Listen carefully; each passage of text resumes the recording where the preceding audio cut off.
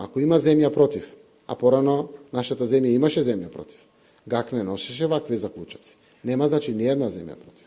За да може ГАК тоа да го усвои. Уште еднаш напоменувам, нема земја против.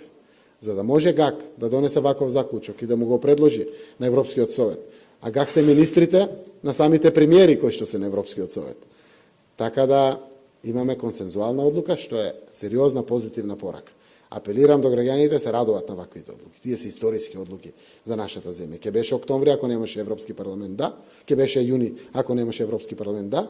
Но еве, имаше Европски парламент, односно избори за Европски парламент, па парламентите национални сака да ја завршат работата како што треба, ќе биде донесена одлуката октомври. И така во декември ги отвараме поглавијата. Сега имаме гаранцијата. Дефинитивно ако ја немавме, јас не знам како би разговарал со пратениците во парламентот кои што го обезбедуваат парламентарното мнозинство, кои што беа тука заради ветувањето за интеграција во Европската унија и направија храбри чекори за ова наша земја.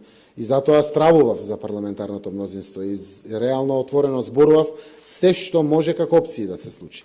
Сега кога тоа е загарантирано, дефинитивно мислам дека треба да продолжиме во процес каде што нема избори и ќе продолжи да живее економијата, да расте и да се развива, ќе се случи реконструкцијата на владата и буквално нема потреба од било какво прегрупирање или нови мнозинства создавање или евентуална потреба за парламентарни избори.